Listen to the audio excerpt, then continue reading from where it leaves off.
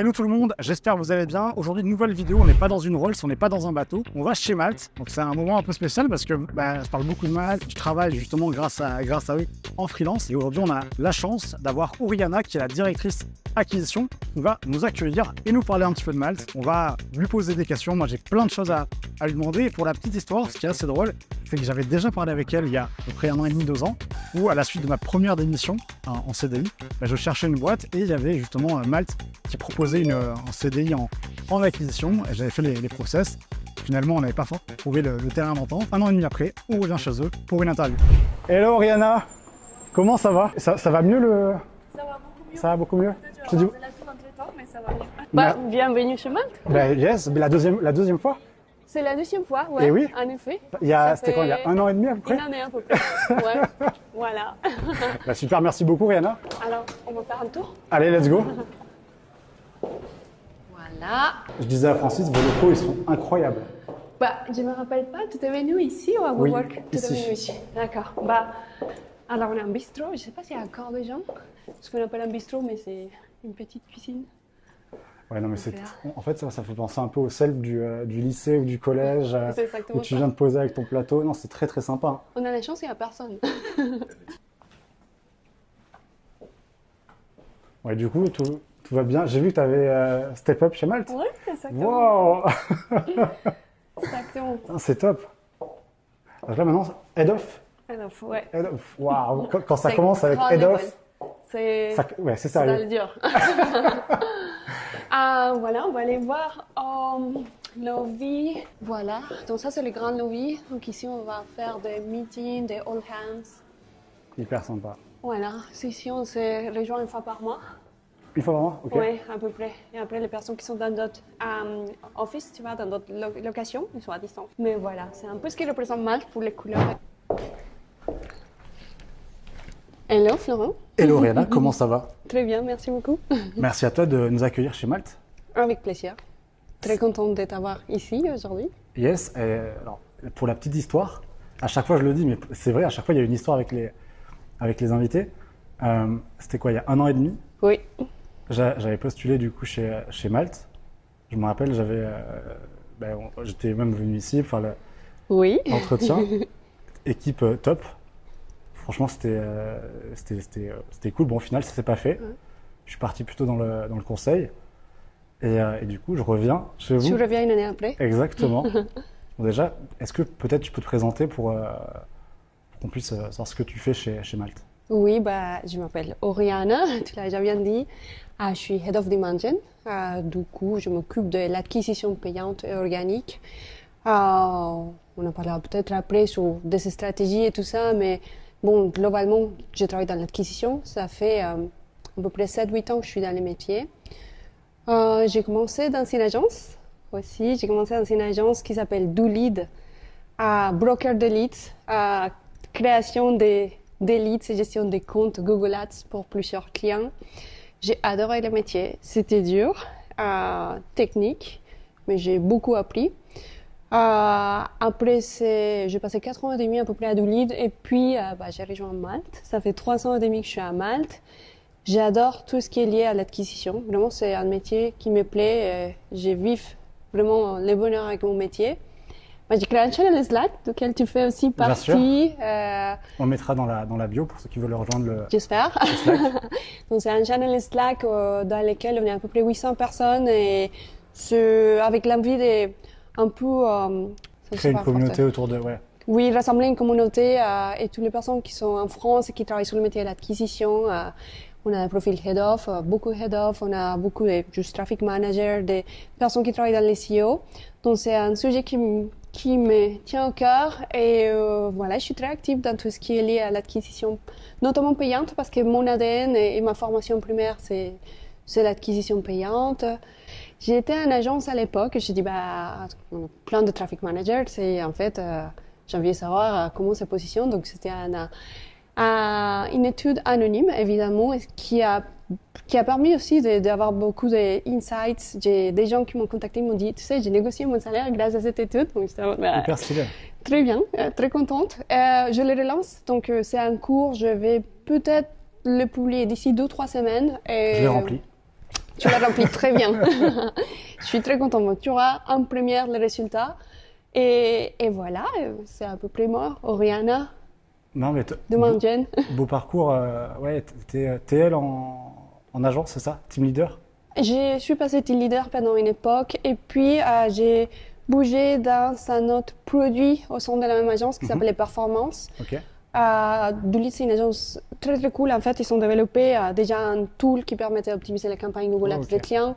Donc à la base, c'était vraiment du consulting avec ce tool appelé Doolit sur lequel on aidait à optimiser les campagnes. Et puis, disons, au milieu de l'aventure, Doolit a créé un nouveau produit, un nouveau projet qui s'appelait Performance et qui est concrètement, Doolit va faire des leads, ceux qui sont en charge d'investir de l'argent sur les différents canaux d'acquisition. Et la vente finale, c'est un lead au client. Donc, je suis passée sur ce produit. J'ai eu la chance de travailler avec des gros clients. Donc, on faisait des leads pour beaucoup de telcos, Bouygues, SFR, aussi à l'international, notamment Yoigo, qui est une espèce de SFR aussi espagnol. Donc, c'était très cool, très formateur, très data, parce qu'évidemment, agence, ouais. C'était marrant parce que tu sais, quand j'ai commencé à cette agence, je connaissais absolument rien de Google Ads.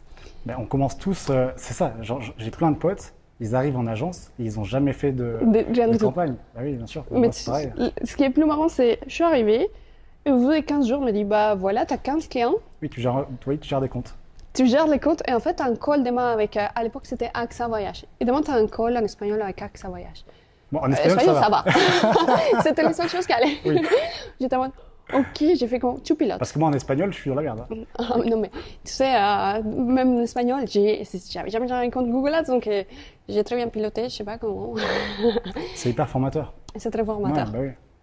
Mais il faut passer la caisse agence. C'est vraiment... Je trouve que c'est important, même pour après aller chez l'annonceur ou partir en freelance. C'est le thème aussi de Malte. Mais ouais, non, c'est hyper formateur. Tu prends plein de comptes, plein de thématiques. Aussi le fait de parler avec plein de directeurs, de managers en face, de comprendre des problématiques. Et parfois, les comptes aussi, ils changent d'un compte à un autre, même si c'est le même business. En fait, tu fais la même campagne, ça n'a pas fonctionné pareil. Absolument pas. Et ouais, c'est hyper intéressant. Moi, je sais que ça m'a beaucoup aidé. Bah, ça te crée aussi un sens un peu commercial, parce que finalement, tu es au contact d'un client, tu vas rassurer, tu vas montrer la perf. Ce qui n'est pas forcément intuitif quand on est chez l'annonceur. Ouais, c'est vrai. Parce qu'en fait, tu travailles avec tes comptes, tu es quand même un peu les sponsors en interne, mais c'est vraiment des choses qui vont surtout se faire quand tu es l'annonceur, tu dois défendre ce que tu fais. Complètement. Et c'est hyper formateur. Ouais.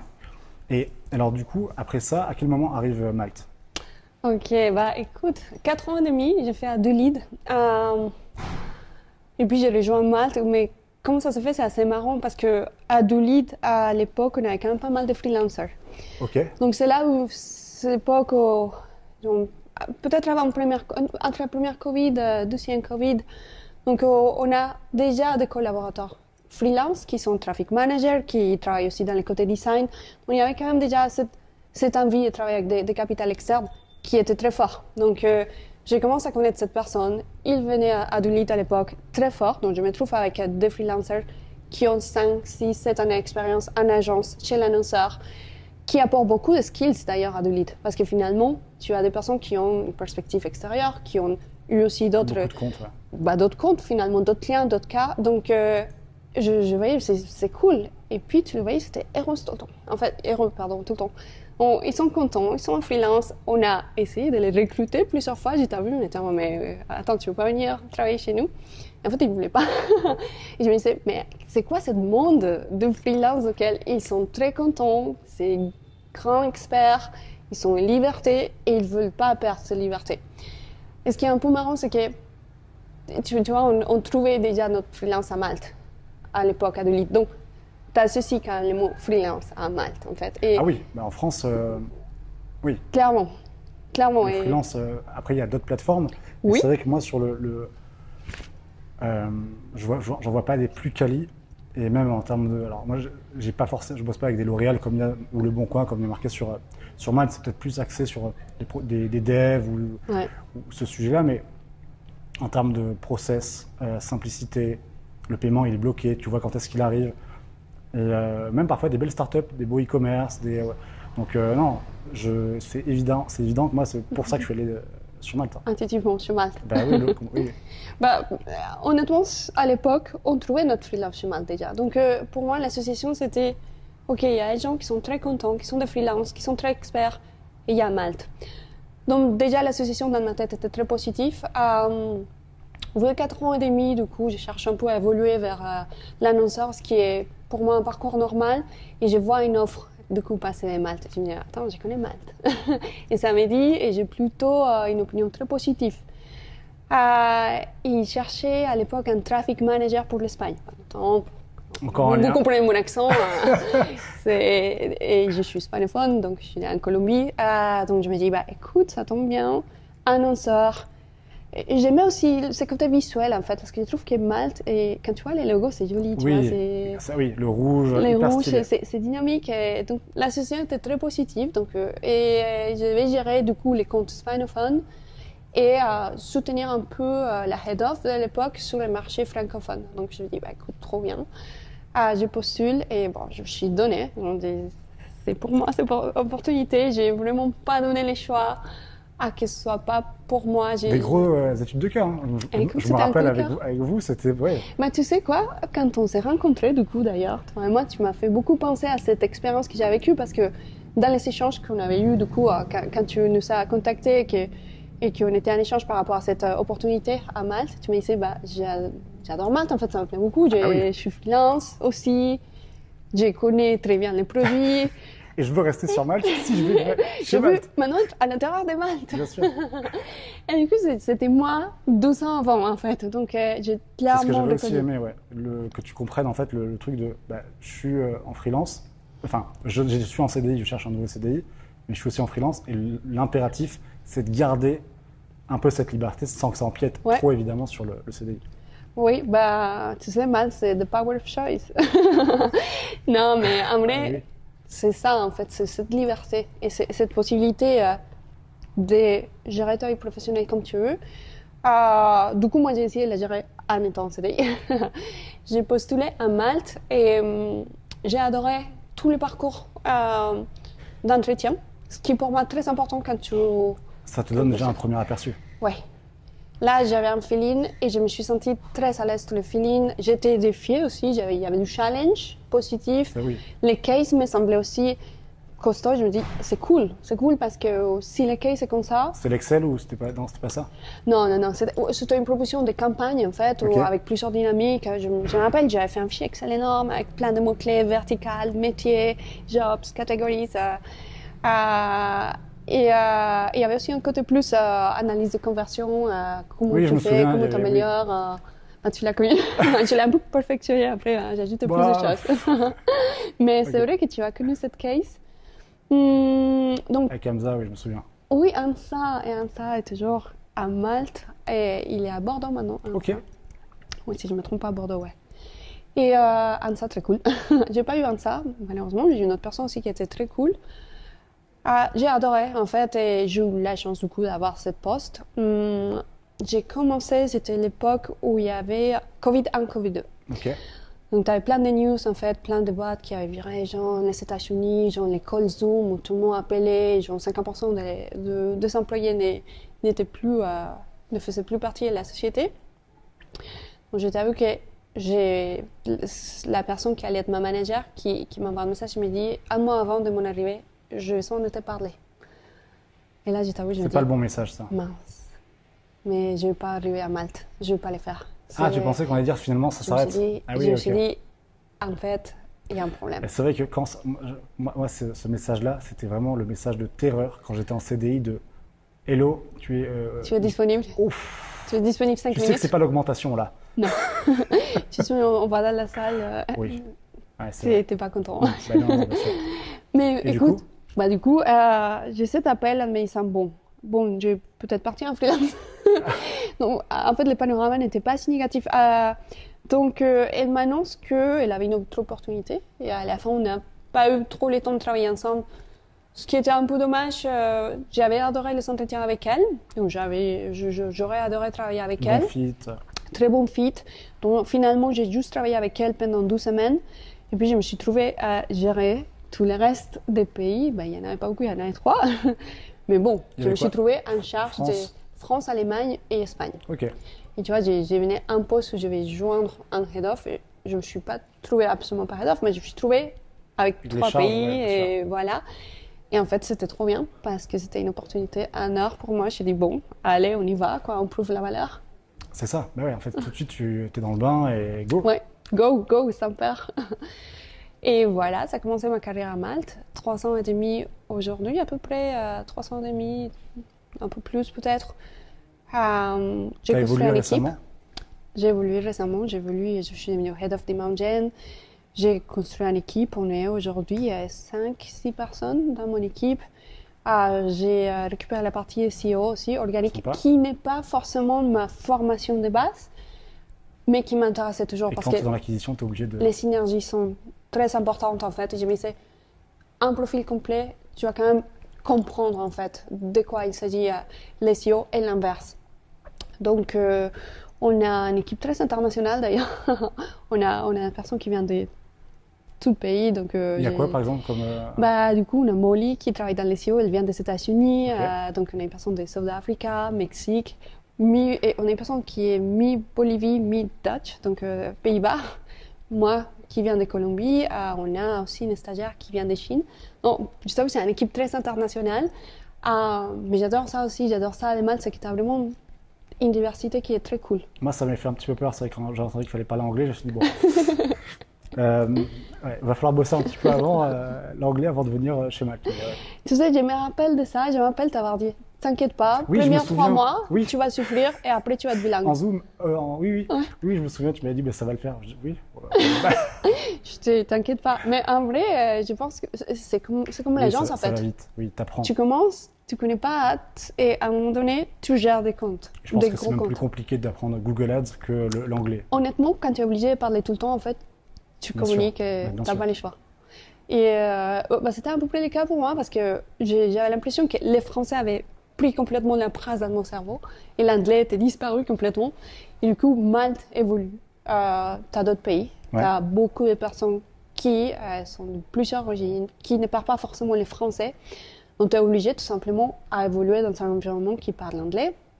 Donc, pareil, quand on a commencé à présenter en anglais, les premiers 3 mois, c'était une souffrance pour moi. Je me disais, mais mon Dieu, c'est terrible. Maintenant, j'ai plus l'habitude. Oui. Mais c'est cool. Hein. Et alors, il y a eu pas mal de levées de fonds aussi. Il y a eu quelques levées de fonds, en effet. T'en as vécu une? J'en ai vécu une, exactement. Une, ouais. Ouais. Et à peu près une année et demie, 12 ans, si Ouais. je ne me trompe pas, ouais. Et tu as vu un changement sur le nombre de, je sais pas, des équipes, les challenges au niveau de l'acquisition? Oui, fortement. Il y a déjà l'ouverture de plusieurs pays. Donc, l'ouverture des Pays-Bas, Ok. de Belgique, des UK, typiquement. Donc, ça forcément implique évoluer dans les stratégies d'acquisition. Puis, beaucoup plus de personnes aussi qui nous sont rejointes pour Tu prendre sais en combien charge. vous êtes à peu près là aujourd'hui? Je pense qu'aujourd'hui, on doit être entre 800, ouais, entre 700 et 800. Ah oui, c'est énorme. J'avoue, j'ai pas les chiffres officiels, mais on doit être autour de ça, ouais. Et donc il y a Paris, Bordeaux, t'as dit? En France, il y a Paris, il y a Bordeaux, il y a des personnes qui sont depuis Nantes aussi, il y a Ok. Lyon. Et il me semble qu'on a une petite coworking à Marseille. D'accord. Oui, Qu'en peut-être France? plus en France, puis en Espagne, du coup. Ok. On a des locaux à Munich, à Berlin, Bruxelles, Ah oui, d'accord. Amsterdam et Londres, Ok. Et donc là, ici, on est donc à la Malterie, à Monterrey, qui est donc le siège, à non? Paris. Oui. C'est la maison des naissances, pour le dire comme ça, oui. Et c'est vrai que les locaux sont vraiment sont super beaux. Il y a 6 étages? Il y a 6 étages. 6 étages. Et on a 12 sous-sols. Ah, ça, je savais pas. Et c'est Je quoi t'ai fait visiter les sous-sols à l'époque? Non, Non? non, j'étais tout de suite monté. Tout de suite monté aussi. Oui, j'avais Tout de suite, ok. Oui, c'était ça. L'Excel prêt à. Écoute, on fera un tour plus Ouais, tard. avec plaisir. Et c'est quoi du coup le sous-sol? Alors, il y a il y a des salles, du coup, de meeting. Et il y a une espèce de gym, ce qu'on appelle un gym. Ah, il y a. C'est une petite salle. Oh, bah, tu Qui sais, est moi, je suis pas pas trop mal. sport. Hein. Tu mets juste un haltère, c'est bon. Hein, ça- Bah, c'est à peu près ça. Mais en vrai, t'as pas mal de gens qui y vont aussi les midis avec une application et ils s'entraînent. C'est sympa ça, ok. Oui, tu as aussi une espèce de... Bon, il y a une salle qui s'appelle les Clandestinos, qui était censée être à la base une petite bar. On ne l'a jamais utilisé en tant que tel, parce que quand on a fait ces locaux aussi, on a eu Covid-2. Donc il y a eu beaucoup de salles, disons qu'on ne les a jamais forcément utilisées avec les propos de l'interaction plus sociale et tout. Et bon, on ne les a plus jamais utilisées dans ce sens-là, elle est petite, mais on ira la voir si vous voulez. Ouais, c'est avec plaisir, carrément. Ok, ouais, non, mais je trouve que c'est important quand tu es dans une boîte d'avoir des locaux où tu te sens bien, vu que tu y vas quand même souvent, même si un peu de télétravail, tout ça. Mais ouais, non, moi, c'est ce que ça m'avait frappé, les petites LED, tout ça, la bonne ambiance, le bistrot là-bas. Non, ça c'est super important. Ok. Là, du coup, aujourd'hui, c'est quoi ta journée type aujourd'hui en tant que Head of Demand Gen? C'est trop marrant parce que j'ai pas une journée type. Ça dépend vraiment, ça va changer selon la période, l'émission. Disons que tu as un monde de lancement de projets, il y a beaucoup, beaucoup de journées types. Je vais voir ça. J'ai pas mal de meetings, j'avoue. Ouais. Je travaille un peu plus à réduire les meetings parce que je pense que dans notre métier, il y a quand même besoin d'un côté deep work. C'est quand même un métier technique où parfois tu as juste besoin de prendre le temps, prendre la data, analyser, regarder tes comptes. Aujourd'hui, je n'ai pas forcément sur les comptes, du coup. Donc, disons que je fais moins cette partie opérationnelle de gestion de compte. Pourtant, je vais quand même de temps en temps checker les nouveautés. Les search terms, tout ça? Non, j'ai fait complètement confiance à mon équipe. Mais non, c'est plus pour... Tu vois, typiquement, Pimax, j'ai vraiment pas vécu cette période opérationnelle de Pimax. Et j'en sais qu'aujourd'hui, tout le monde parle de Pimax. Et ça donne quoi, justement, en lead? Parce que je sais que moi, quand j'en fais avec des clients, en lead, la qualité, elle est parfois compliquée. Ouais. Je pense qu'il faut tester. Oui, tu vois, bien sûr. Je pense que tout produit qui sort de Google comme ça, il faut tester bien évidemment avec un œil critique, en fait, parce que tu as quand même... Chaque produit est révolutionnaire et c'est cool, mais je pense que Pimax peut marcher pour certains types de clients. Et là-bas, c'est testé, en fait. On ne fait pas forcément la lead gen à Malte dans l'acquisition. Donc, typiquement, la lead gen sur un call prospect qui va remplir des données sur une landing page. On a une partie de l'acquisition qui est comme ça, mais elle va notamment se passer sur les produits, en fait. Donc, on va chercher un visiteur qui va s'inscrire en tant que client ou freelance, dépendant des stratégies, et puis qui va aller rentrer en contact avec des freelancers. Donc, vraiment, tu vois que c'est plus... c'est carrément une marketplace. Donc, ça dépend des pays. On l'a testé sur plusieurs pays. Pour l'instant, on attend de voir. Je t'avoue que ce n'est pas encore des résultats très flagrants. Évidemment, n'oubliez pas sur la marque parce que on a lancé Pimax et en fait, elle faisait beaucoup de conversions et 2 mois après, donc, il y avait beaucoup de marques. Oui, bien sûr, il faut exclure. Il y avait la marque partout, en fait. Donc, tu vois, ce type de choses qu'en fait, il faut tester pour apprendre à faire de la bêtise, c'est-à-dire, bon, on va exclure la marque de Pimax. Bien sûr, et là après, c'est peut-être un drop. Oui, oui, donc là, on va voir de la vraie valeur de Pimax. Mais écoute, je pense que c'est quand même intéressant de tester. Surtout, il faut quand même chercher de nouvelles façons de faire de l'acquise. Je viens de quand même une école Google Ads un peu à l'ancienne. Du lead, c'était beaucoup d'expérimentation à la base. Il y avait beaucoup cet attachement aux mots-clés, à faire des campagnes très chargées, où tu avais des centaines de mots-clés, un broad, modified, match type, exact, tous les segments que tu pouvais avoir. Et j'aimais ça, en fait. J'aimais ce côté, tous les mots-clés, je voulais savoir. Et même, sans dire que ça fait 10 ans que tu en fais, mais tu as commencé peut-être quand c'était sur du CPC manuel, tout ça. Je me rappelle que j'ai fait beaucoup de CPC manuel. Par exemple, très peu. Tu sais, à l'époque, c'est un peu marrant parce que je me rends compte qu'on garde cette petite habitude de ce côté très manuel, en fait. Ouais. Et ce côté un peu méfiant des virines, de la technologie. Même si aujourd'hui, ça fait quand même des belles choses. Il y a clairement une avec Demand Gen qui arrive bientôt. Demand Gen arrive et tu sais, il y a une capacité qui, beaucoup de fois, dépasse la capacité humaine. Ça veut dire qu'il y a un bidding qui va passer, qui va checker tes mots-clés 2, 3, 4 fois par jour. Ça va jamais être comparable à l'humain. Impossible. Et finalement, c'est pas l'intérêt. En fait, l'intérêt, c'est mettre le capital humain dans d'autres choses comme créer, aller tester, défier ces biddings. Et donc, du coup, j'étais dans cette école où je voulais ajouter beaucoup de mots-clés. Quand la campagne ne marchait pas, je me suis dit, je vais gérer les CPC à la main. Parce qu'il est mieux sur le contrôle que le contrôle du bidding Google. Et verdict? Écoute, parfois ça marchait, mais ça prenait beaucoup de temps en fait. Eh oui, voilà, c'est ça. Parce qu'en fait, ce qui se passe aussi, ou ce qui s'est passé à l'époque avec les bidding, c'est que ça prend du temps en fait. Donc, il va aller tester, il va augmenter les prix, il va réduire les prix. Et ce temps d'apprentissage, parfois tu es un peu impatient. Donc, tu veux aller juste mettre les CPC que tu penses un peu les balances, tu mets un capin, tu gères le truc. Donc, ça prend du temps, mais certaines fois, cela avait marché. Mais du coup, j'ai passé mon temps à faire ça.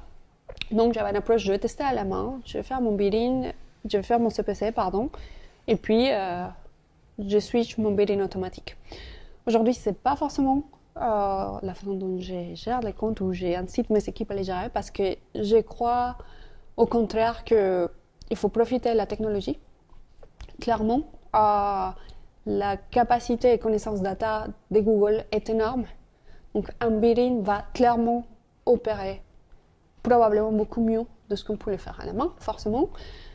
Pas toutes les stratégies de bidding sont aptes pour toutes les typologies de campagnes, pour toutes les typologies de clients. Et c'est là où il y a l'humain qui va réfléchir à c'est quoi mon produit en fait, c'est quoi mon stratégie mot-clé, quel type de bidding va marcher pour mon stratégie.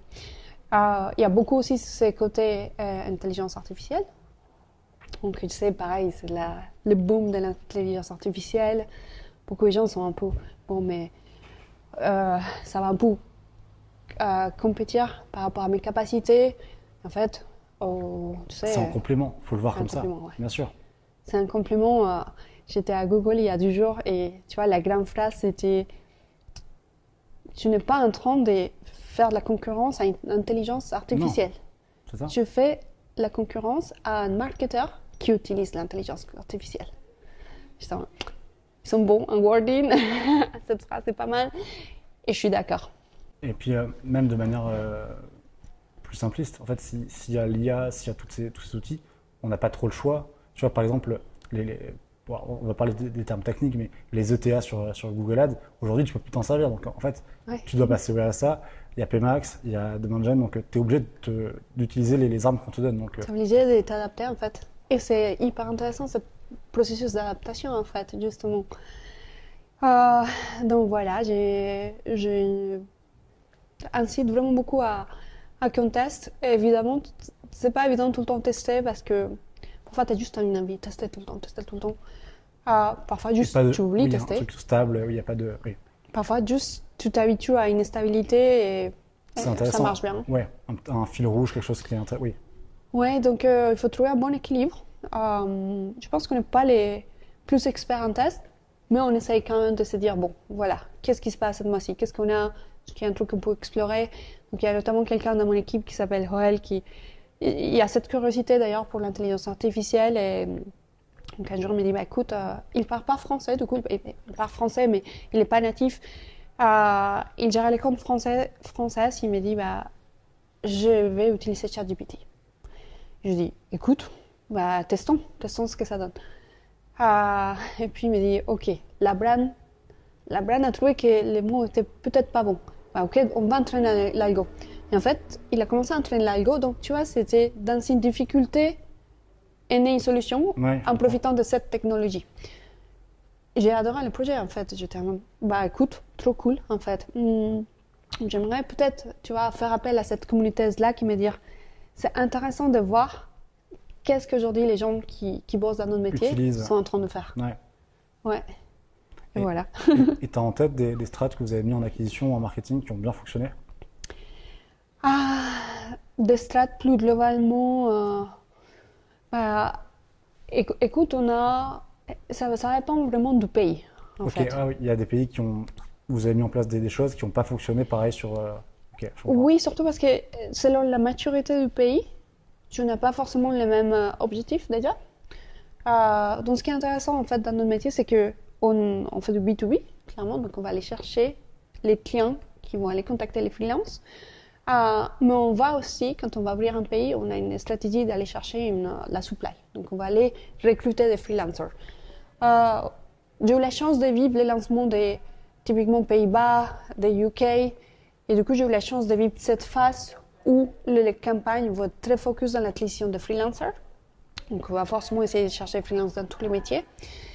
Et une fois qu'on a une base de données de freelance qu'on trouve que c'est assez intéressant, on va activer directement les campagnes clients. Et c'est là où on va prendre un grand focus, c'est comment on va trouver les clients qui vont aller contacter notre freelancer. C'est le cas en France, notamment. On ne fait pas forcément de l'acquisition paid pour recruter des freelancers. La notoriété marque apporte déjà beaucoup de freelancers organiques. L'équipe community, ils travaillent avec des événements, avec d'autres typologies d'actions, pas forcément liées à l'acquisition paid, pour recruter des freelancers. Donc nous, on va s'en charger concrètement d'aller chercher des clients. En fait, des clients qui viennent, qui connaissent mal, qui contactent des freelancers et qui font du coup vivre la plateforme.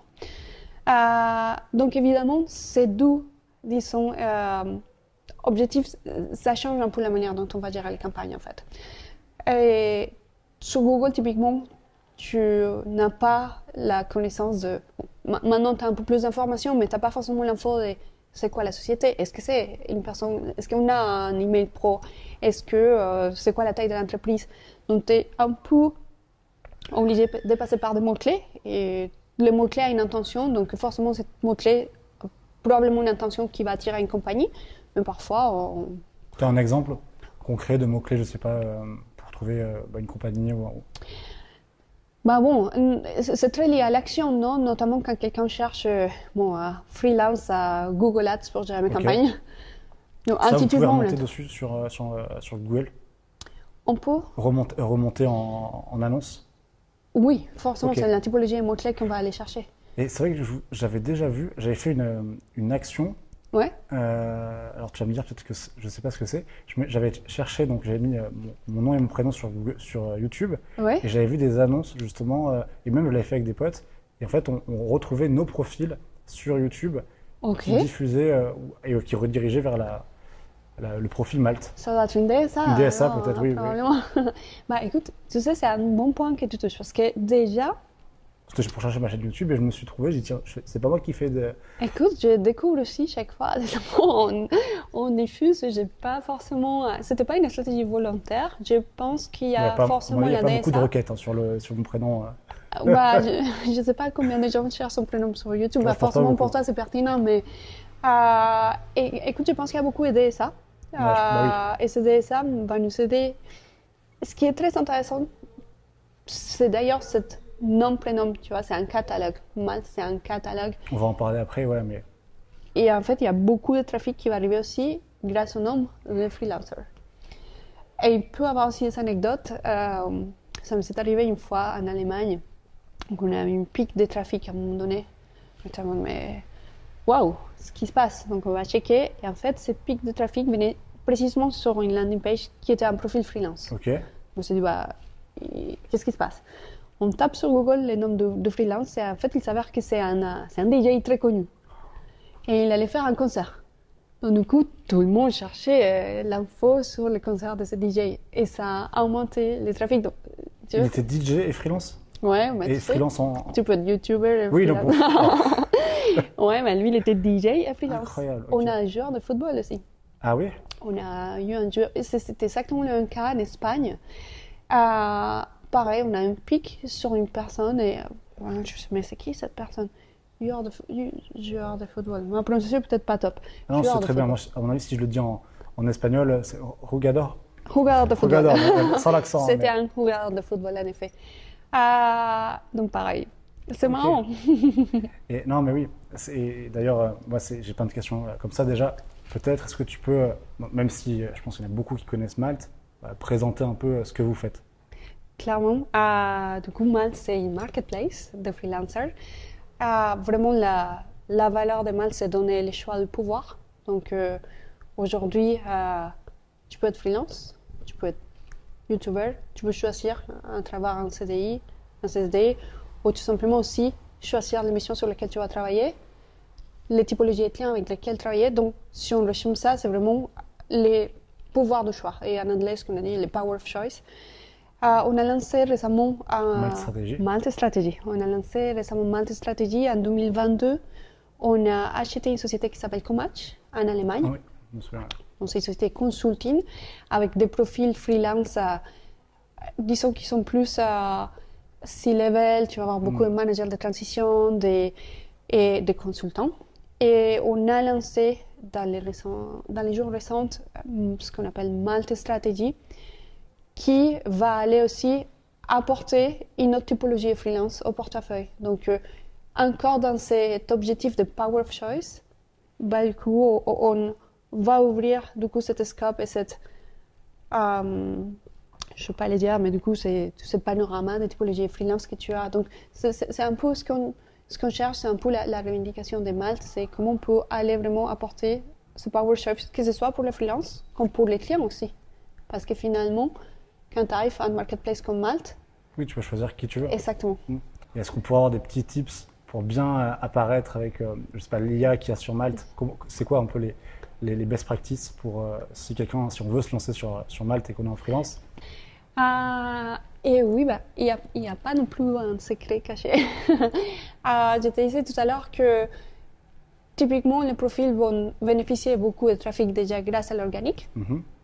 Mais il n'y a pas que les noms et les prénoms, malgré que, que les noms et les prénoms vont générer beaucoup de visites. Tu as aussi tout ce qui est la description de profil, en fait.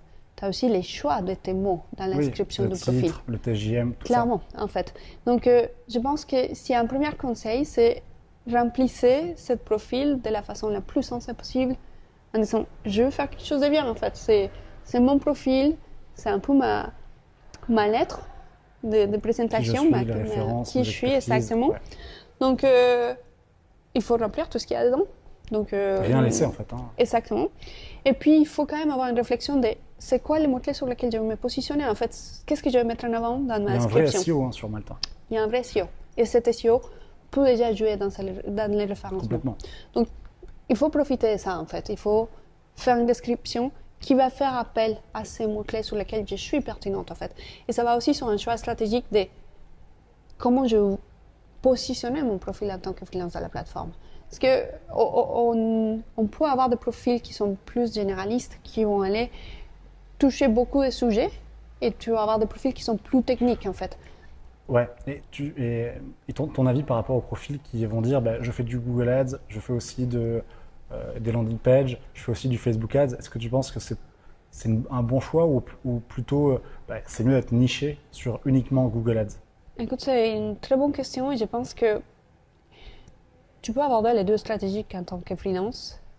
Je pense qu'il n'y a pas un choix magique qui s'incline un vers l'autre. Je pense que déjà, tu vas avoir des clients qui vont avoir besoin de quelqu'un qui va aller moins deep dans un sujet technique, mais qui est capable d'être un peu hands-on sur plusieurs sujets. Donc plutôt ce côté suisse qui va activer une landing page rapidement, qui est capable de lancer une campagne DSA et qui est actif à track. Okay. Exactement. Et c'est un besoin légitime d'un client.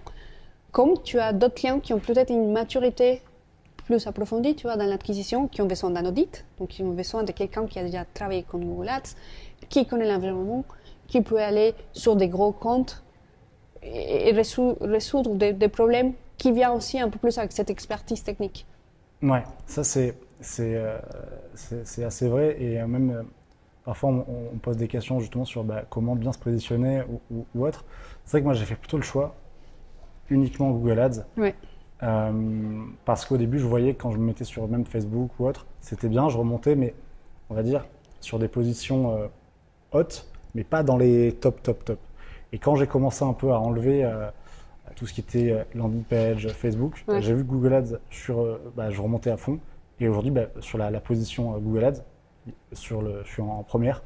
Donc ça, et clairement, ça change tout. On revient au mot-clé aussi. Exactement. On revient à cette pertinence dans ces termes que tu vas répéter aussi dans ton profil, en fait.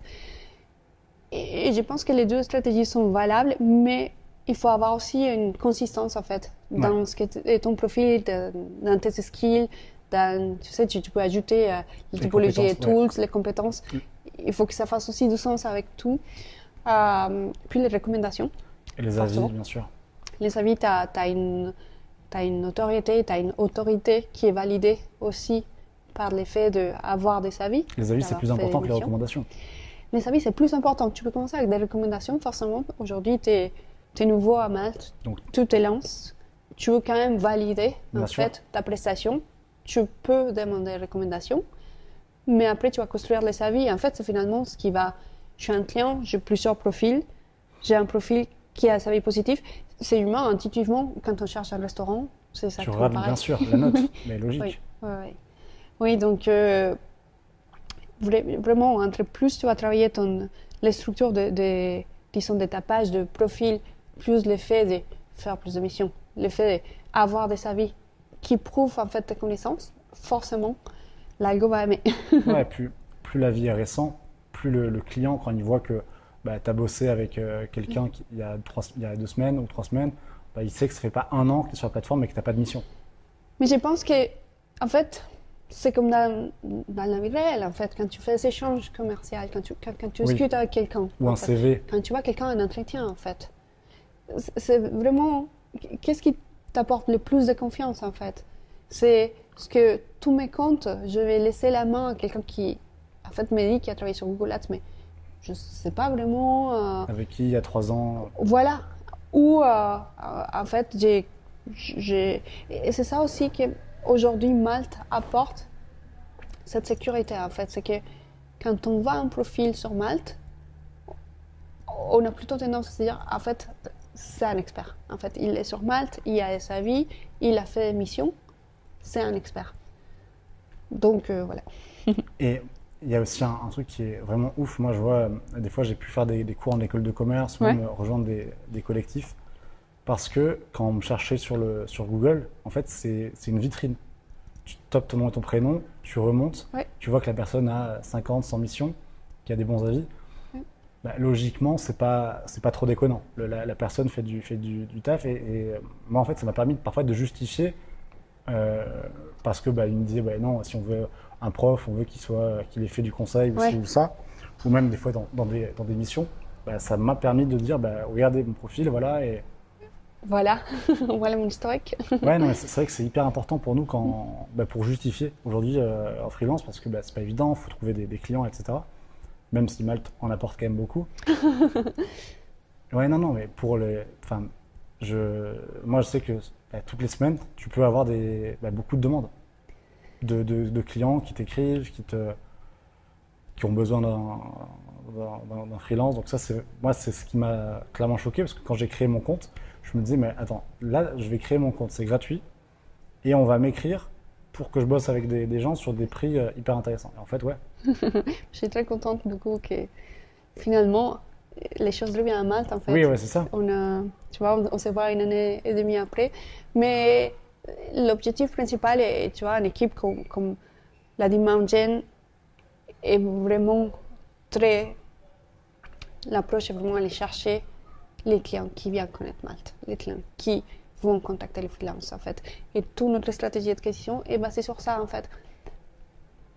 Ce que je trouve aussi un peu l'essence logique, tu vois. Donc, tu as une marketplace, tu as des freelances, il faut aussi apporter les missions qui permettent de vivre ce marketplace, en fait. Parce que finalement, une marketplace où tu as la supply, mais tu n'as pas la demande. Bien sûr. Il n'y a pas de balance. Et sur Malte, donc, il y a tout type de clients, TPE, grands groupes, startups. Tu connais un peu la répartition des entreprises? Il y a tout type de clients. Et il y a même des freelances, en fait, qui font appel à d'autres freelances. Moi, c'est comme ça que j'ai connu Malte. Ok. Comment je cherchais un dev pour faire une extension. C'est ce que je disais en intro avec Francis. On a tous une idée un peu farfelue d'une application qui va révolutionner le monde. C'était quoi ton idée? Non, c'était pas... Finalement, je l'ai fait, mais c'était... Bon. Je suis pas devenu milliardaire. En gros, c'était une extension Chrome qui allait un peu comme la librairie Facebook, où tu voyais une annonce, tu la flaguais, ça s'envoyait vers un Google Sheet pour récupérer en gros les annonces concurrentes et te faire une bibliothèque d'annonces que tu trouvais sympa. Bon. C'est quand même sympa l'idée. Bon, et maintenant, finalement, il y a les annonces, tu cliques sur les 3 petits points et tu peux voir toutes les annonces.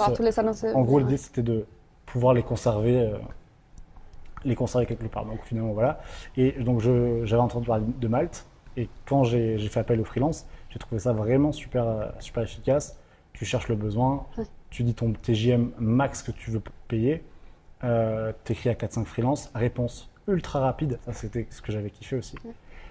visio, on paye, c'est bloqué. Dès qu'il a terminé, boum, tu reçois le projet. Et ouais, non, c'est comme ça que j'ai commencé. Après, je me suis dit, bah, testons. Testons, ouais. Ouais. Bah, la mission, c'est clairement apporter cette assurance. Et il y a toujours ces côtés, cette questionnement des freelances. Pourquoi je vais aller à Malte, en fait? Pourquoi Et d'ailleurs, pourquoi on va aller à Malte? Oui, pourquoi en tant que freelance, je vais payer fils à Malte?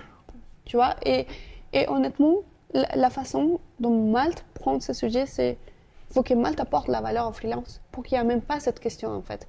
C'est que aujourd'hui, Malte t'apporte ce qu'il te faut en termes de gestion de ta facturation. On t'apporte les clients, on t'apporte de la visibilité. Et évidemment, il faut qu'on fasse mieux à chaque fois. Et tu vois, c'est la mission, c'est comment on peut aller plus loin, comment on peut chercher plus de missions pour nos freelance, comment cette mission plus qualifiée, en fait. Mais par rapport à ce questionnement, en fait, Malte c'est cool, mais j'ai pas envie d'être là, ou j'ai pas envie de... J'ai envie de contacter un client, j'ai envie peut-être de bypasser. Je pense que la réponse doit venir par le fait que Malte est capable d'apporter cette valeur, en fait. Est-ce qu'on y travaille, en fait? C'est... Tu es à Malte et on est très content, en fait, parce qu'on a créé cette marketplace et tu y fais partie et on essaye de t'apporter la valeur pour que tu y restes. Bah, bien sûr. Et puis même, il y a d'autres sujets. Le côté, en fait, d'alimenter notre profil en chiffre d'affaires, en mission, bah, l'algo, j'imagine, le prend en compte et ça continue un peu de te pousser dans les top positions. Et puis même 10% sur les missions, on va dire, standards, 2% sur du Malte Open, c'est ça, si tu fais... Oui. Peut-être tu peux expliquer ce que c'est Malte Open? Malte Open, du coup, c'est une solution qui permet aux freelances aujourd'hui de rapporter ses clients existants et sur la plateforme pour pouvoir leur gérer, avoir tout le portefeuille, gérer la facturation, etc. Donc, on va avoir une réduction des fees qui vont se faire et c'est ça, Malte Open. Ouais, et même, c'est hyper important quand tu te lances sur Malte. Au début, aller chercher ta première mission, parfois, ça peut prendre un peu de temps. Et c'est vrai que Malte Open, tout de suite, si tu as un client en externe, tu le fais passer dessus. Et 2%, c'est rien. Et même l'autre sujet, je parlais du bypass, mais un truc tout simple. Plus tu vas avoir de CA dessus, plus tu vas avoir de missions. Et surtout, les 10% ou même les 5% au bout de 3 mois, c'est largement rentabilisé quand tu vas facturer des grosses missions. Moi, je le vois, ça ne me dérange pas de les donner 10%, même 15%, je vous les donne des fois. En fait, tu trouves des missions, tu te dis jamais j'aurais pu la trouver. Et là, je pense à une, c'est un client que j'ai eu il y a quelques mois, sur une thématique que jamais de ma vie j'aurais pu contacter en cold emailing ou en cold calling. Et au final, ça se passe super bien avec le client. Ça fait 3-4 mois qu'on bosse ensemble. Il est content et ça débouche sur d'autres choses. Il connaît quelqu'un qui aussi a besoin. Et en fait, sans Malte, je ne l'aurais pas eu. Tu sais, pour moi, c'est l'équilibre, en fait. C'est pourquoi on s'appelle Malte Community aussi. C'est une communauté. On vit cette communauté, on aime cette communauté. Et la base, c'est l'équilibre, en fait. C'est qu'on a une marketplace qu'on essaye de travailler à chaque fois pour que ce soit meilleur, qui apporte de la valeur. Et que si tu es freelance à Malte, c'est parce que tu as trouvé cette valeur et je suis content que tu l'as trouvé. Ah non, au contraire, Malte, franchement, c'est dingue. C'est même tous mes potes qui se lancent. Au début, ils disent, est-ce que je vais avoir un client? Et puis au final, 1 semaine, 2 semaines après, ils closent leur premier client. Et sur du Google Ads, où tu as un côté récurrent de salaire. En général, ouais. Ça, c'est vraiment moi, ce qui fait que j'adore la plateforme et même le côté gamification avec le programme Super Malteur. Ça te pousse vraiment à aller... Tu vois tes scoring, tu vois tes points, donc ça t'incite à aller plus loin. Ah ouais, non, complètement. Et ouais, non, il y a aussi le programme Super Malteur qui est ce côté un peu gamification qui est top et ça te pousse à aller chercher plus de missions, à aller chercher plus de CA. Et il y a une vraie visibilité dès que tu passes les badges, c'est ça? Il y a une vraie visibilité. Et tu es Super Malteur, du coup? Ouais. Alors, raconte-moi l'expérience. Non, oui, Super Malteur 3, ça a pris un peu de temps. Wow! Wow. Numéro 1 au résultat, Google Ads en plus. Ouais, donc c'est cool. Et c'est vrai que ça a pris un peu de temps. Ok. Mais dès que tu passes ce step... Tu veux peut-être raconter un peu l'expérience? C'est moi qui t'interviewe maintenant. Ça y est, on change tout. C'est bon. Bah non, c'était. Oui, ça a pris un peu de temps pour être Supermelter 1. Et après, bah, le 2, pareil, j'ai fait plus de missions, plus des plus grosses. J'ai commencé aussi à augmenter mon TJM pour pouvoir bah, gagner mieux ma vie.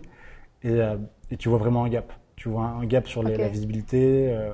C'est x3, x6, x9, je crois, au niveau des programmes Supermelter. Et puis après, bah, c'est plus simple en fait de négocier un prix puisque tu as le badge en fonction. L'autorité. Exactement, tu Mhm. peux dire, ben voilà, moi, Supermelter 3, ça certifie que bon, normalement, tu arrives à rendre des missions, des bonnes missions.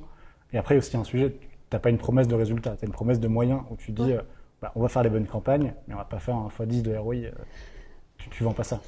Toujours manage expectation, en effet.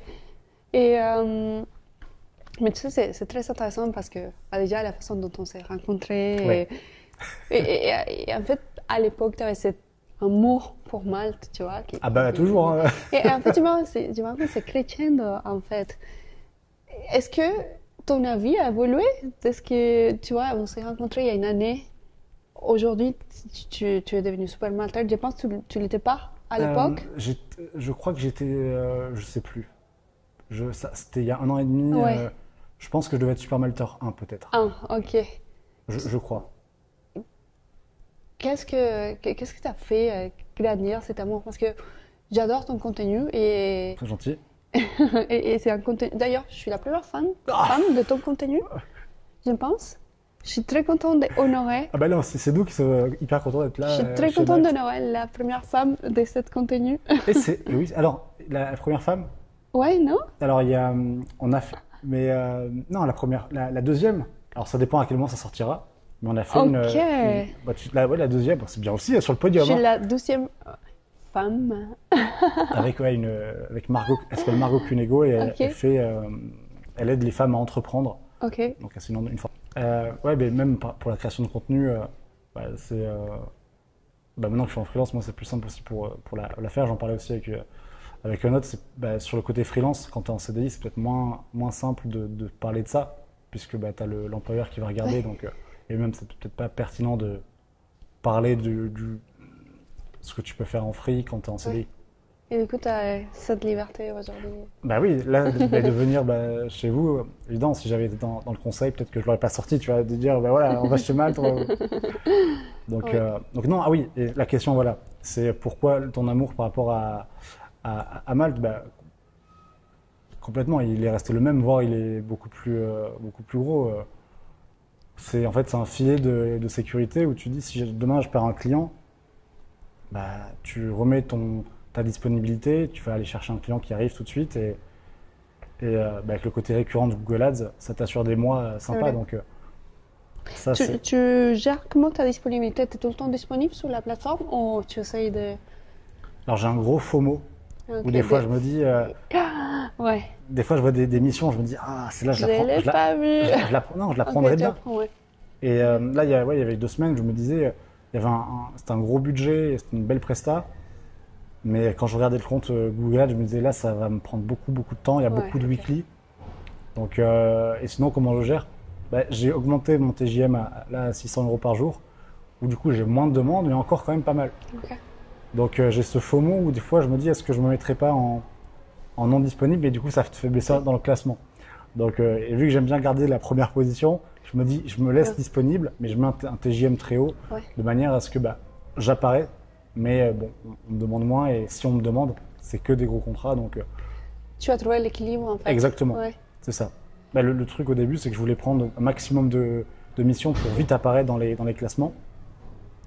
Et c'était vraiment l'objectif du début. Maintenant, bah, vu que j'ai mes clients récurrents et historiques, j'ai plus forcément le truc de me dire, bah, il me faut des missions. Donc voilà, là j'ai passé les 100 missions, je crois que je suis à 130. Donc ça va, c'est stable et c'est cool. 130 missions. Non, c'est cool. C'est très bien. Oui. Et ouais, même j'ai plein de potes qui se lancent semaine après semaine sur Malte. Même j'avais des collègues qui n'étaient pas forcément pour cette plateforme, mais quand ils ont testé une fois et qu'ils disent, attends, là j'ai réussi à choper une mission à 2000 euros, il y a les 10%, mais c'est pas grave. Tu vois, c'est ça. On revient au même sujet. En fait, c'est la valeur qu'on apporte qui fait qui fédère, en fait, qui fait cette fidélité finalement. C'est que tu n'es peut-être pas très pour, tu te dis, bon, maths, j'ai pas envie de tester, j'ai pas envie. En fait, dès que tu testes, c'est fini. Ben oui, bien sûr. Et on apporte cette valeur, et c'est la mission finalement. Et je suis contente du coup pour toutes ces personnes qui nous sont rejoints. Ah ouais, non, mais bien sûr. Et je pense que sur tous ceux qui rejoignent, déjà, il y a un essor énorme sur le freelance en ce moment. Ouais. Beaucoup démissionnent. Pourquoi tu penses aussi, du coup, d'un point de vue freelancer, en fait, qu'est-ce que tu sens, qu'est-ce que tu trouves si attractif, quoi qui te plaît autant? Non, c'est le côté liberté. Le côté liberté. Power Où of choice. c'est de choisir. Alors, j'en parlais ce matin sur LinkedIn. Après, il faut nuancer. C'est-à-dire que quand tu commences sur Malte, moi, en tout cas, le conseil que j'avais et que je donne, c'est quand même d'accepter pas mal de missions. Parce que quand tu commences et que tu as zéro avis, zéro social proof, que personne ne te connaît, je trouve que la position de dire ça ne m'intéresse pas, elle est plus complexe que quand tu as un chiffre d'affaires qui est là, que tous les mois, tu n'es pas entre guillemets en galère. Mais moi, quand j'ai commencé, même faire un audit, faire du conseil, une formation de 2 heures ou autre, je prenais. Je voulais. Voilà. Puis c'est intéressant parfois aussi. Tu Oui. sais, un audit, tu apprends beaucoup aussi. La plupart des gens dans nos métiers aussi sont habitués à faire des audits, surtout quand on vient d'agence en fait. Bien sûr. Qu'à fond, ça permet aussi d'éprouver ta valeur, et puis ça te lance, tu vois, la suite en fait. Donc, ce qui peut paraître une petite mission au début peut aussi devenir quelque chose de plus intéressant en fait. Et d'avoir une reco du mec à qui t'as bossé. Donc, Ça peut déclencher plusieurs choses. Et je pense qu'il y a aussi beaucoup ce côté client dans lequel je viens à la plateforme. Je vais peut-être pas proposer la full mission à mon freelance. Et écoute, on se peut-être que ça va. rencontre, on voit un fit, commençons avec un audit. Et après, ça part sur la Oui. gestion, ouais, bien sûr. Ouais, donc je pense qu'une fois, on peut aussi démythifier tous ces côtés qui viennent petite mission. Évidemment, il faut savoir faire le filtre aussi. Ça veut dire que parfois, il y a des missions qui n'ont pas un fit avec Ouais, tu ton le sens tout de profil. suite. Oui, Ça, en fait. bon, ça non. Mais Mais c'est là-bas, ça me plaît, c'est comme la partout. chose qui. Voilà, comme partout en fait. Ouais. non, mais c'est ça. Après, le sujet, c'est qu'au début, j'acceptais quand même pas mal de missions.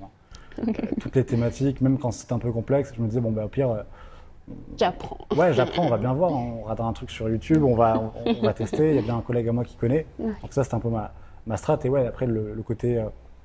moi, quand je regardais combien on peut facturer un client sur ma thématique, après, c'est propre à Google Ads. Je ne connais pas les devs ou le côté vidéaste, mais combien je pouvais facturer sur un client qui venait de Malte, et la semaine d'après, j'en avais un deuxième, et troisième, et quatrième. En fait, ça, tu fais... Tu es plutôt content en fait. C'est ça. Oui. Et c'est ça en fait qui m'a fait démissionner, parce que je me disais, si j'arrive à facturer un 1005 une fois, 2 fois, 3 fois, 4 fois, après, t'as pas besoin d'avoir 20 clients, quoi. Comment tu as fait la transition du coup? Tu avais des clients, tu étais en agence, et puis on te dit, ok, là je peux y aller.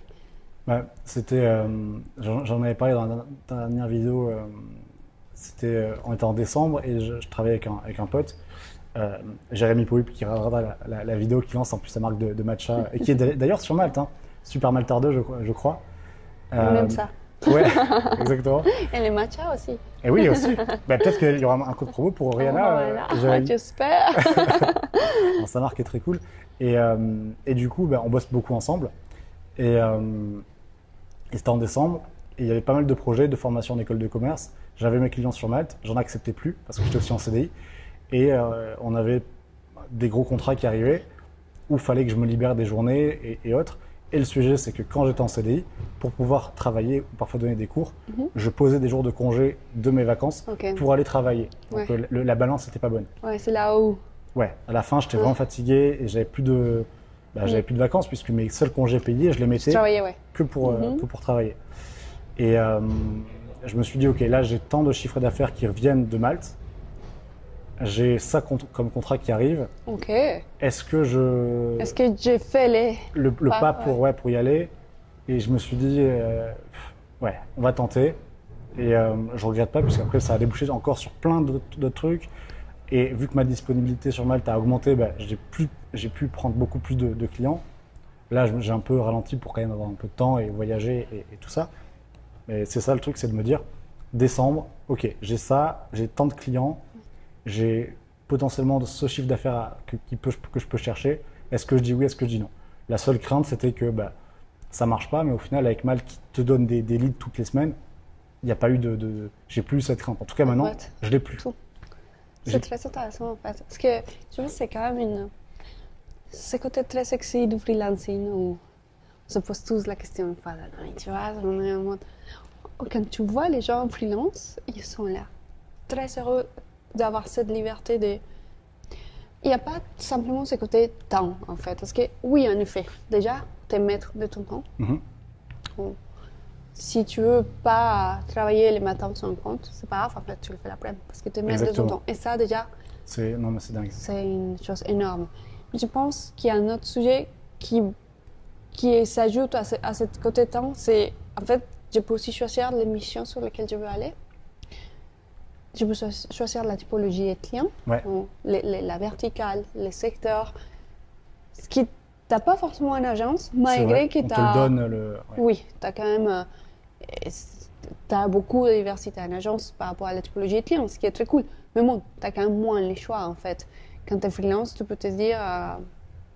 en fait, cette mission, elle m'intéresse. Même si je ne connais pas non plus énormément, je vais aussi développer mes skills. Donc, tu as vraiment la liberté de te dire, je veux travailler sur un projet long terme, je veux travailler sur un projet court terme, en fait.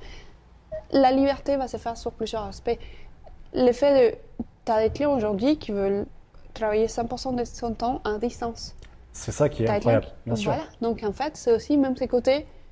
Est-ce que j'ai envie, je sais pas, partir en Thaïlande et travailler en tant que freelance? Et tu peux, ouais, bien sûr. En fait, tu peux aussi. Oui, ça te cote pas Ça te cote pas la mission, ouais. Tu as aussi des personnes qui ont besoin de ces contacts physiques, qui ont besoin d'aller travailler chez les clients. Tu as aussi cette possibilité, en fait. Oui, il y en a des fois qui ça vient de collègues, en fait. Oui, bien sûr. Moi, j'ai plein de clients qui sont devenus des potes, même à qui on a fait des interviews. Donc ouais. Après, moi, c'est vrai que il y avait le côté liberté de Malte, côté choix, mais on va dire sur ça, je suis assez honnête. C'est le côté chiffre d'affaires, argent. Ça, il n'y a pas. Non, mais c'est ton vecteur.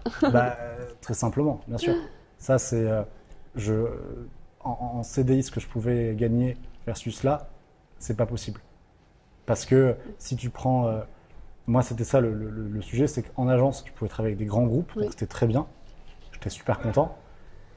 Mais payer 2000 € par mois sur Malte, on va dire le prix moyen, même on va dire un petit peu bas d'une gestion Google Ads, allez 1000 €, on va dire.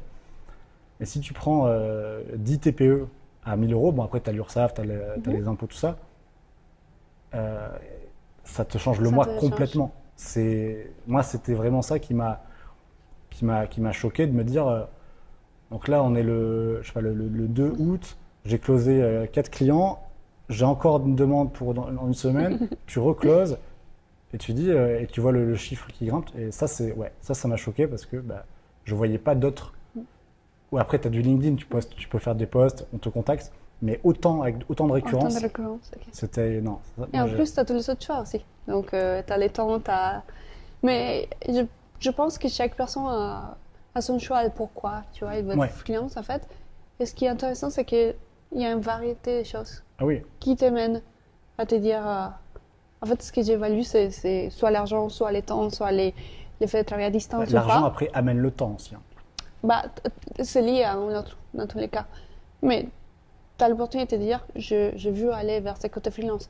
Et puis finalement, tu as d'autres typologies de personnes. Moi, notamment, je ne suis pas freelancer. On travaille avec beaucoup de freelancers d'ailleurs à Malte. Du coup, on est les premiers utilisateurs de la plateforme. Ah, Malte utilise Malte pour trouver des... Clairement. Ah, c'est incroyable. Clairement. Oui, mes équipes, parfois, on a besoin d'un audit. Typiquement, on aime bien faire des audits de notre compte. Parce que ça fait un fresh eye.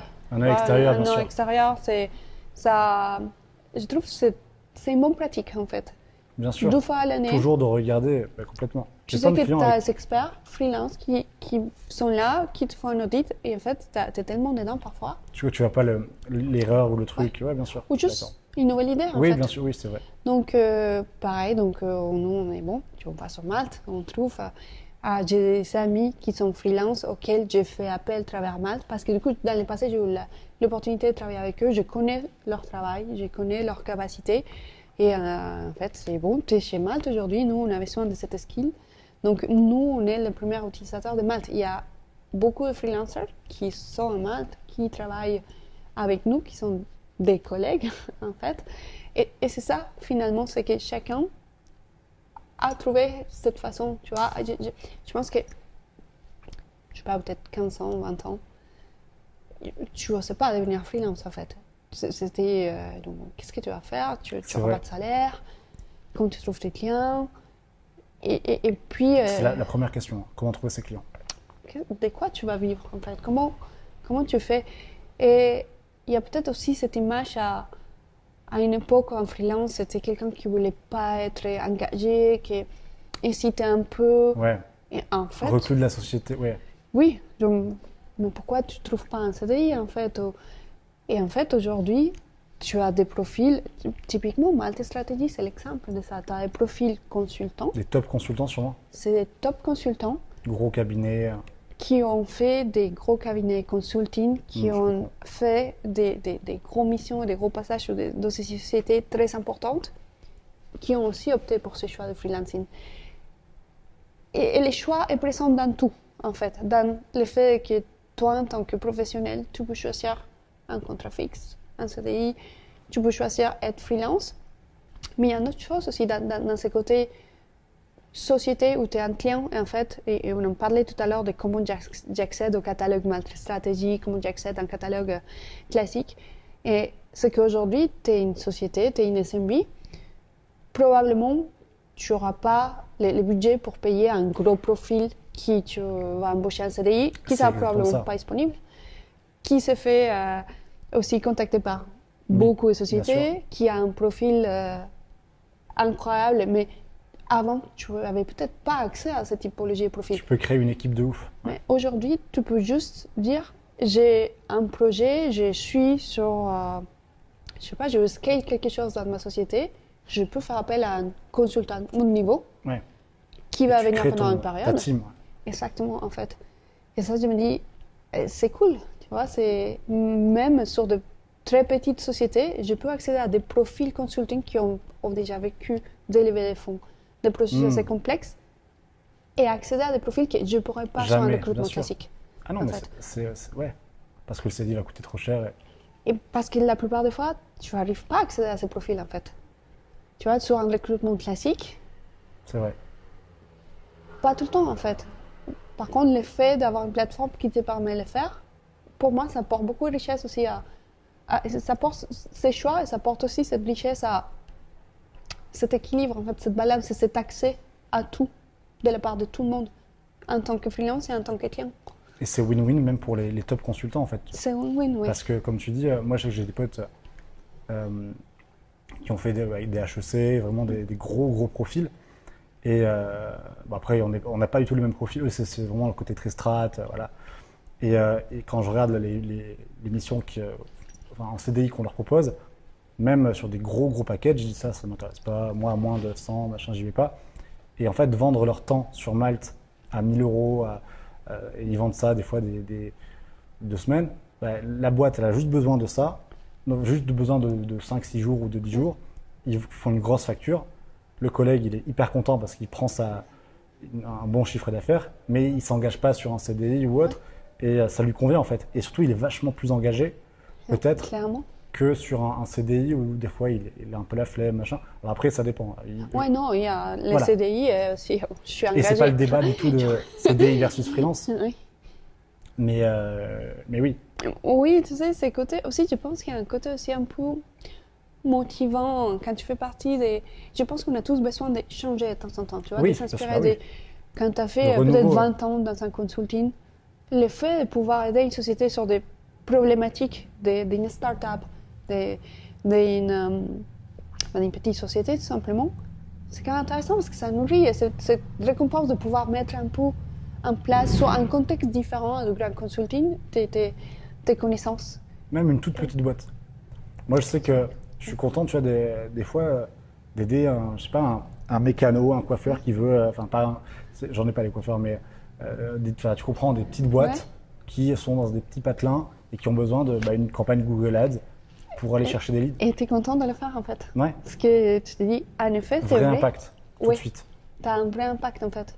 Et moi, je t'avoue que j'aime beaucoup aussi parce que c'est forcément des métiers où tu as une vitrine, tu es exposé à la rue, dont les mécanismes des commerces sont très différents en fait. Et à un moment donné, il se rend compte qu'il y a ce monde digital où tout le monde commence à être sur Google. Nos habitudes, c'est je cherche une adresse, je vais regarder les notes, tout ça. Donc, il y a ces commerçants qui se disent, en fait, ma notoriété est plutôt importante. Je n'ai pas forcément un gros budget.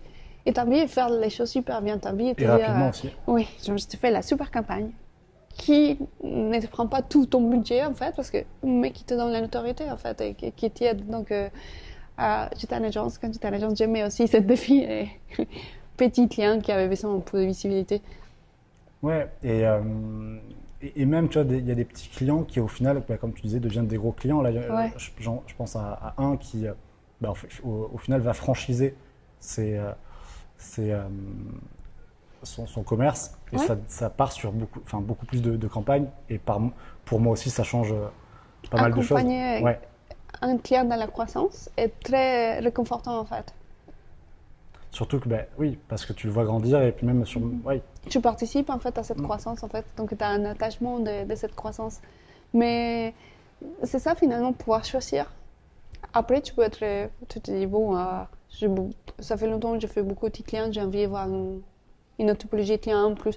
Tu peux aussi revenir à l'agence en fait en tant que freelance typiquement. Donc finalement, les choix, c'est à toi de définir un peu les limites de comment tu vis ta vie de freelancer aussi.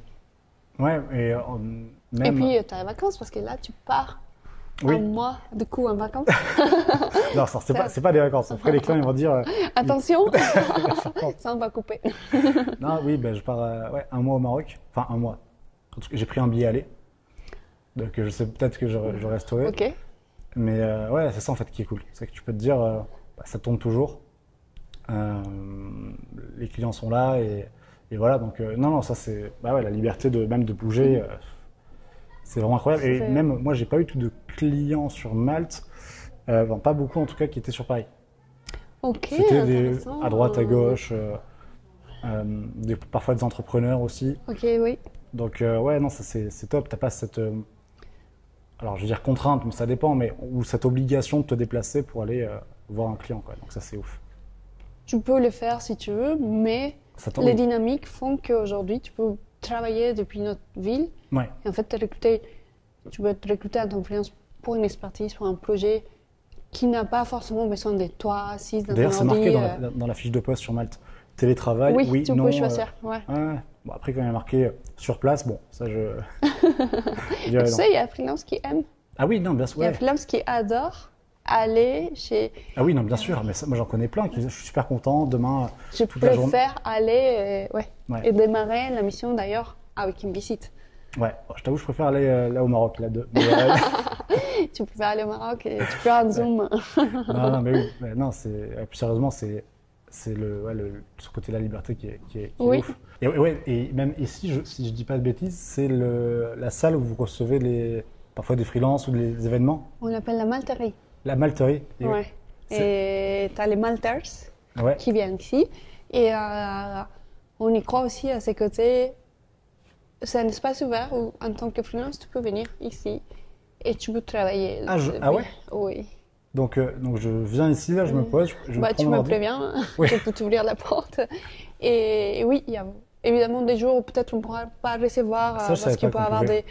Oui, en fait, c'est vraiment un endroit où déjà, quand il y a un freelance qui vient travailler ici aussi, tu as l'opportunité d'échanger. En fait, finalement, c'est ça, c'est côté tes proches. Du client et de comprendre. Donc, il y a beaucoup d'événements qui se font dans cet espace. Il y a des apéros, il y a des échanges, des summits parfois qu'on a fait depuis Malte. Donc, on a 6 étages. C'est vraiment un espace où on vient, on se regroupe. Donc, il n'y a pas que nous en tant que salariés, même si beaucoup de fois, du coup, on se voit ici lors d'une activité. Ça, je ne savais pas, tu vois. Bah, du coup, on reçoit aussi beaucoup de freelancers. On a aussi des séances photos, en fait. Est-ce que ta photo a été faite par les équipes de Malte? Et non. Bah, écoute.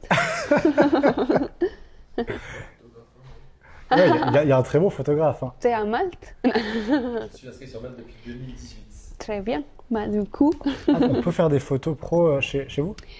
on a des dates spécifiques sur lesquelles on va inviter des freelances et on va leur faire des photos. Donc, je ne sais pas si tu as peut-être vu, il y a certains freelances qui ont une photo à Malte.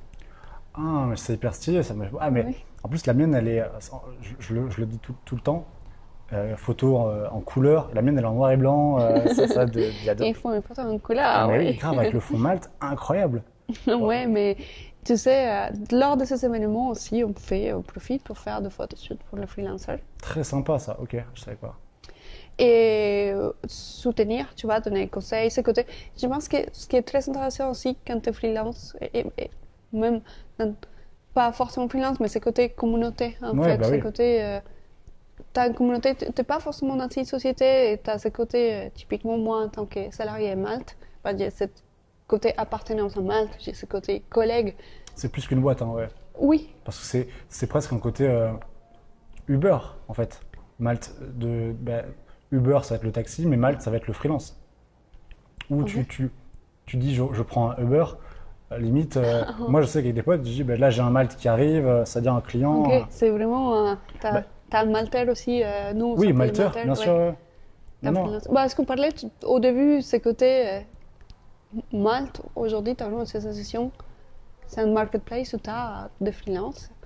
Et puis, finalement, pour revenir à ce sujet communauté, c'est quand tu es freelance, tu peux sentir que tu as moins cette appartenance à une communauté et tout.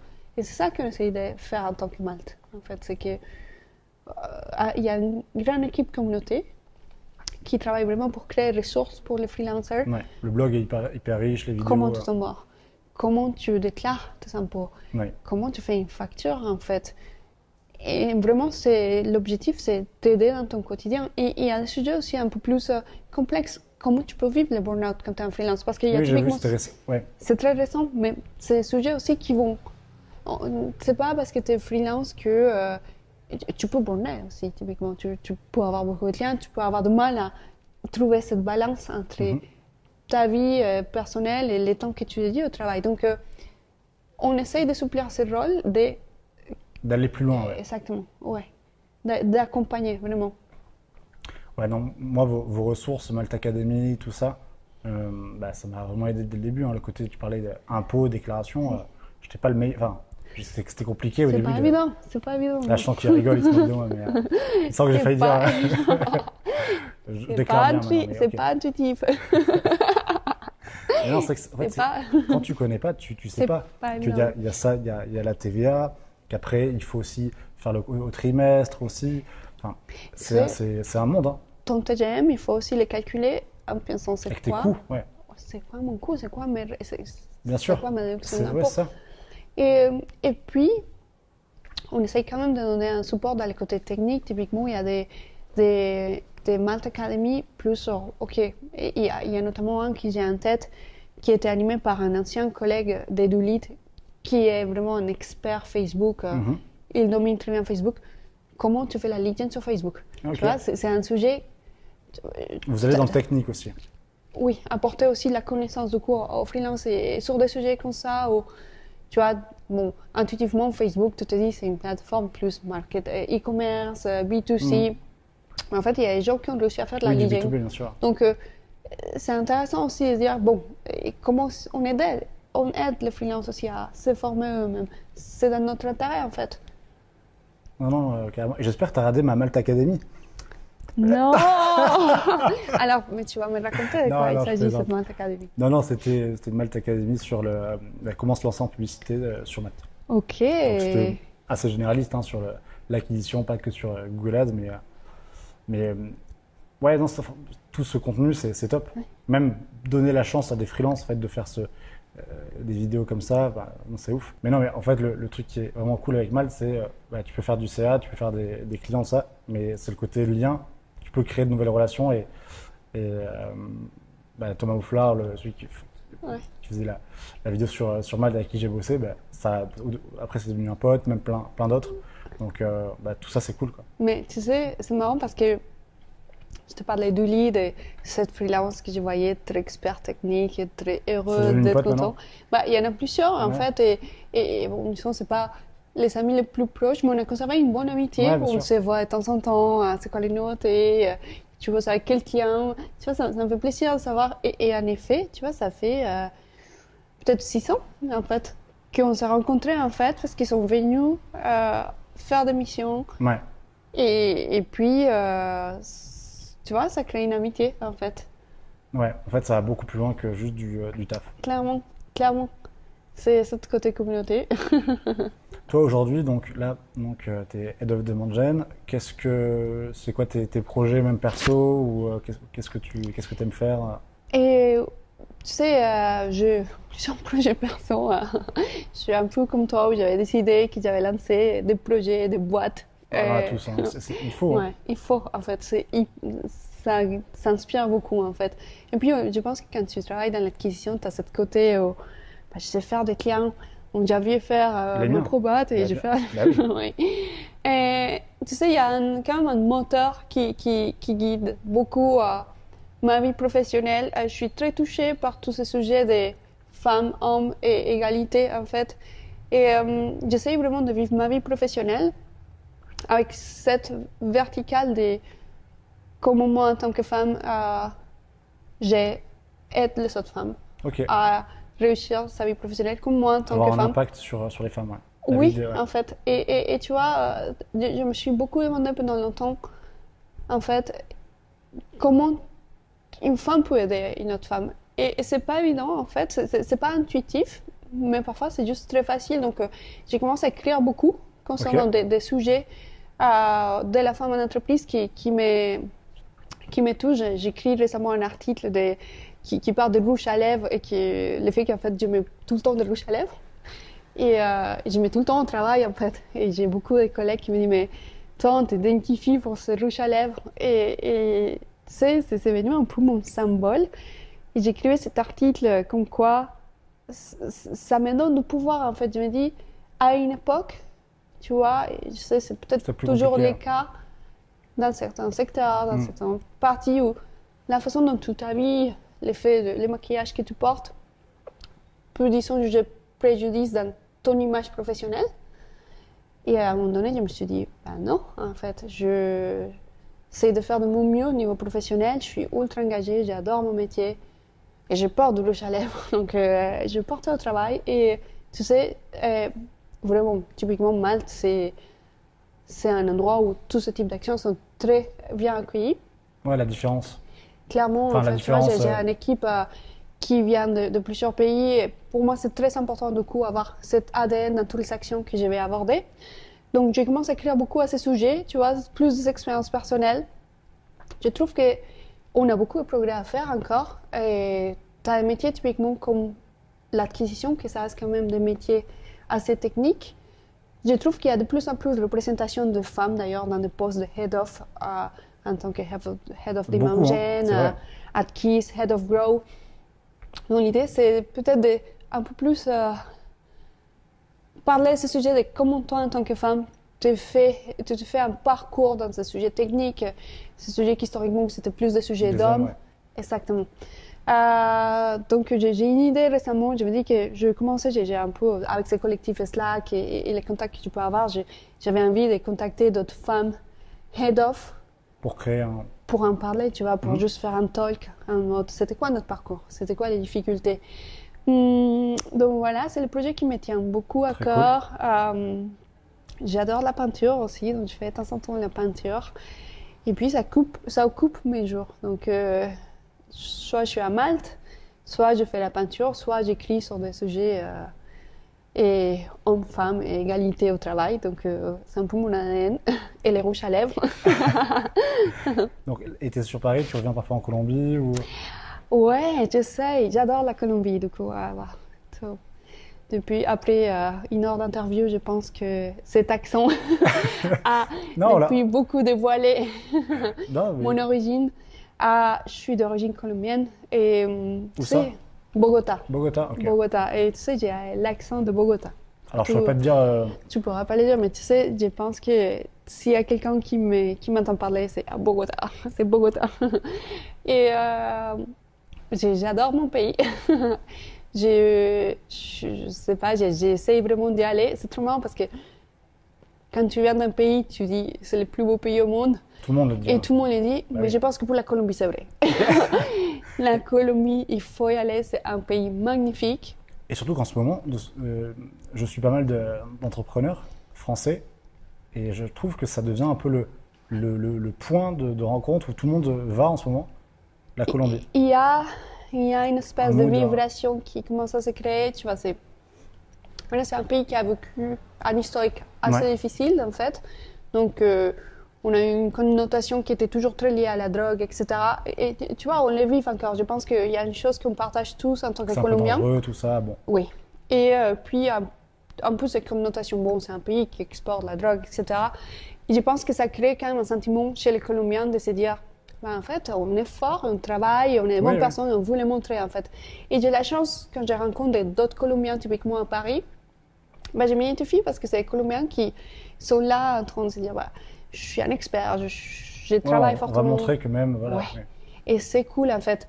Et du coup, tu as cette atmosphère où la Colombie est en train d'évoluer, tu vois, c'est-à-dire, en fait, on est fort, on a des jeunes qui se forment, qui ont plein d'idées, qui vont faire des choses.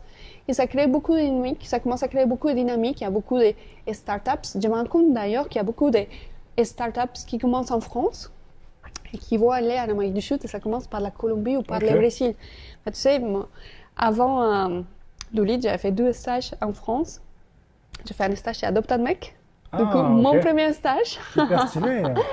mon premier stage chez Adoptad Mec, donc je savais tous les secrets de Adoptad Mec à cette époque-là. Et c'est très marrant, hein, c'était les booms d'Adoptad Mec. Bah, tu sais, il y a, je sais pas, il y a 10 ans, ça va révéler mon âge. Ça va dévoiler mon âge. 28. C'est ça. 25 après. 25. Mais du coup, j'ai travaillé chez Adoptad Mec précisément parce qu'ils venaient d'ouvrir Adoptad Mec en Colombie, Ok. qui s'appelait Adopta Human. Adopta Qui est Human? Human, qui est un peu la ok. façon dont on dit Adoptad Mec. Il y avait aussi, il y a beaucoup de sociétés qui ont commencé à se dire on va tester l'Amérique du Sud. La Colombie, tu as quand même une dynamique, tu as quand même 60 millions d'habitants, l'économie se développe, et puis il fait beau, c'est cool, la nourriture Ouais. est cool, et les gens, Qu'est-ce qu'on mange sont de très bon contents. en Colombie, Aurélien plein de choses, mais il y a, si tu vas en Colombie, tu vas manger, Qu'est-ce que je dois manger l'arepa. Ça L'arepa? s'appelle arepa. Il y a Arepa. à Paris, il y a 2 restaurants qui font des arepas. C'est un produit qu'on partage avec Venezuela. Ok. Venezuela. Comment tu dis en français? Voilà. Venezuela, j'avais bien dit. Bon, c'est un produit qu'on partage avec Venezuela. Donc, c'est les 2 pays en Amérique du Sud qui font l'arepa. Et en fait, c'est une galette de maïs. Ok. Et la version colombienne va avoir juste du fromage et un peu de beurre et du sel. Et c'est délicieux. Ok. Et la version Je me note. vénézuélienne, tu sais, je vais te donner les meilleurs restaurants pour Allez, aller. vas-y. Mais, alors, faut que j'y aille ce soir, ou demain ou dimanche, parce qu'après, Écoute, ça, voilà, après, go. t'as pas envie de retour, donc. Mais tu sais, oui, il y a un au 18e, mais du coup, la version de Venezuela, tu as des choses à l'intérieur. Donc, tu as une version végétarienne, tu peux avoir de l'avocat, des bananes plein temps, ou tu as la viande, haricots rouges. Donc, c'est délicieux. Vraiment, l'arepa, Et- c'est parfait. Et qu'est-ce qu'on boit de bon en Colombie? Ah, ça, il y a beaucoup de choses. Écoute, c'est un pays qui adore faire de la fête. Donc, Oui, bah oui. ouais, je pense, t'as, disons, une boisson, t'as des jus beaucoup, il y a beaucoup de jus fruits parce que grâce au climat Oui, bien sûr, logique. auquel on bénéficie, on a la chance d'avoir, t'as beaucoup de fruits. En fait, c'est trop marrant parce qu'au déjeuner, les gens ne prennent pas de l'eau, les gens prennent des jus. Ah ouais? En fait, quand je suis arrivée en France, j'étais il n'y a pas un jus de Moi, je prends plutôt du mûre, un rosé, jus de mais mangue. oui. Non, mais pour moi, c'était un mot. Je suis habituée après au vin. Oui, bah non, de toute façon, c'est ça la France. Mais c'est vrai que Et ça me semblait très bizarre des gens qui prenaient de l'eau au déjeuner. C'est très marrant. Ah, ça, je savais pas, tu vois. Et puis, on n'a pas de vin produit. Je pense qu'on doit peut-être produire du vin, mais on n'est pas forcément un grand producteur de vin. Je pense que tu vas avoir du rhum. Rhum, ok. Rhum, et tu as une boisson classique qui s'appelle aguardiente, qui se traduit comme l'eau de feu, qui est à base de pastis. Ok. Et ça, je pense, c'est la boisson classique des Colombiens, en fait. Par contre, elle est forte. Il faut avoir un bon niveau. Ok, bah, si je vais là-bas, je testerai Ju ça. ou aguardiente, tu le testes, hein, les deux. Je pense que tu peux trouver aussi à Paris. Il y a une bonne communauté colombienne à Paris, je me rends compte. Je ne sais pas si tu connais d'autres Colombiens. Pas trop. Alors, Pas trop? Non, Ouais. pas trop. Alors, je sais pas si la ref est bonne, hein. Je connais une boîte qui s'appelle le Medellin. Bon, voilà, c'est le, Bah écoute, ouais, déjà, je connais, ouais. voilà, c'est ma seule ref. Donc, Je sais pas s'il y a beaucoup de Colombiens à je Medellín, mais... sais pas. mais il faut que tu ailles au vrai Medellín. Alors, Ok. parce que c'est vraiment une très belle ville. Eh ben, écoute, c'est sur ma to-do de freelance les prochains pays. Tu sais, il Colombie, faudrait que tu incroyable. fasses 3 mois de remote from Colombie. 3 mois. C'est un pays très grand, Eh ben, écoute, tu as beaucoup de choses à faire et puis les gens sont très sympas. Ouais, j'ai plein de potes qui y sont, ils me disent c'est incroyable, Ouais, ouais, Donc, je suis trop contente. carrément. Qu'est-ce qu'on peut te souhaiter, Oriana? Des bons leads, déjà? J'espère. J'espère que je puisse trouver beaucoup de clients pour nourrir cette communauté freelancer. Et dans dans ta vie perso, où est-ce que tu veux être? Qu'est-ce que tu veux faire dans les prochains mois? Écoute,